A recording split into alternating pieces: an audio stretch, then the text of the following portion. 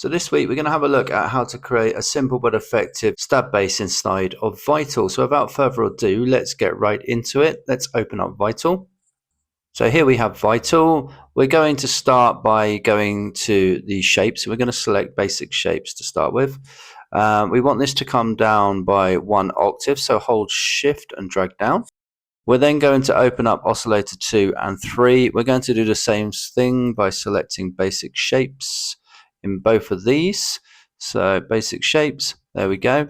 We're going to change the shape though that we're using. So we're going to go with a saw wave, and then this one we're going to select a triangle. There we go.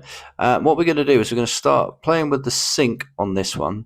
Let's bring this all the way down here. And you can move this about a bit. What we can do is move this a little bit as well throughout the sound. So we can automate this. And then in here, we're going to go to the bend. And let's add a bit of bend to this, shall we? And let's move this over here, for example. A bit of a bend on that one. And we can also move this around as well. Let's use the envelope as our main kind of modulator here. So we'll turn the level of the sub down first, I think, and we'll modulate the sub to come in here and about to there somewhere. And also on the oscillator 2, we want to move this down as well to -12, and then this one will go down 2 octaves, so we're on -24. Now I want to switch on a filter as well. Let's just check these first of all before we do the filter. Add a bit of release to it.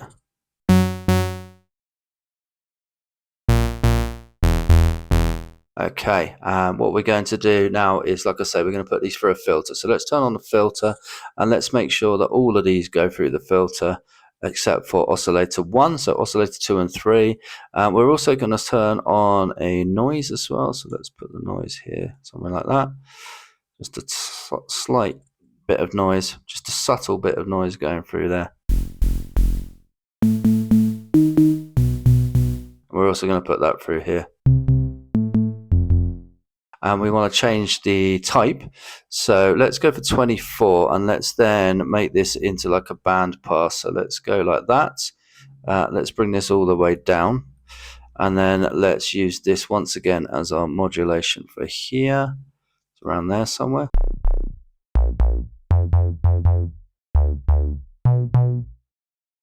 Let's just dial this in.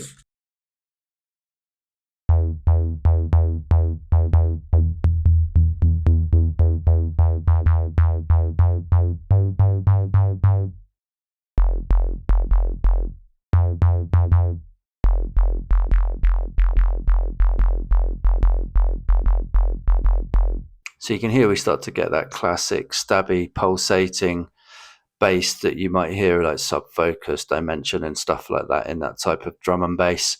So now that we're happy more or less with this, we can go into the effects.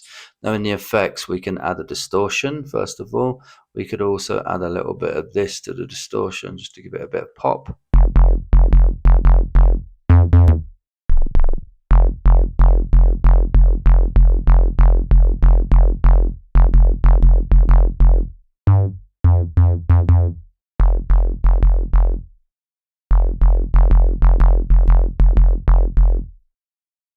Let's put the voices on 1, and we'll put legato on as well to avoid any kind of clicking when we play notes if they overlap.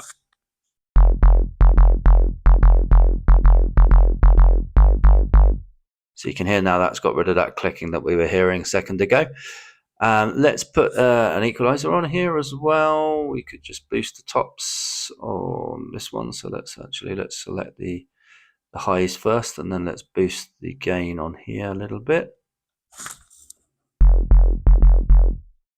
Make sure that you have selected nothing on there as well, so that when you do this, now you'll get this pumping up.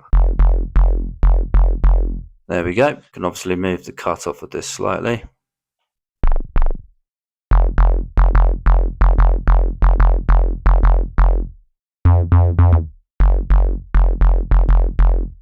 could also have a tiny bit of chorus at the beginning, maybe put this on 8 voices, mix down a bit.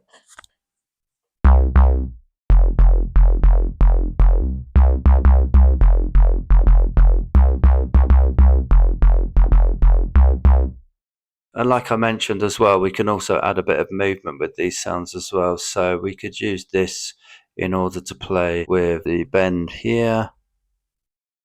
So it moves a little bit, and we'll also put it onto the sync as well.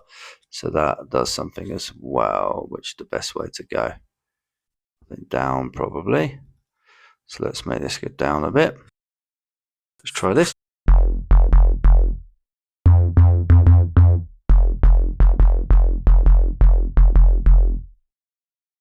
So we're pretty close to the sound we're after. It could have a bit more volume.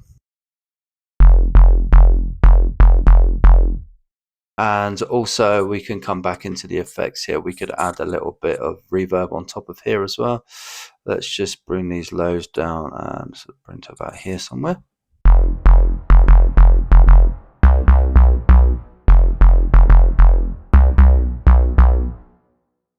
Bit more removal of the lows.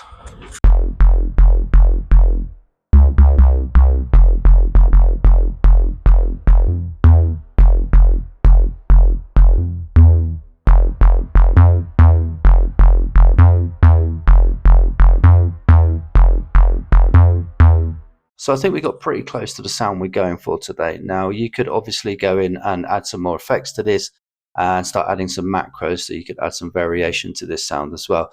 I'm going to leave that to you guys, and I hope you found this one interesting and learned something. I'll see you all on the next one.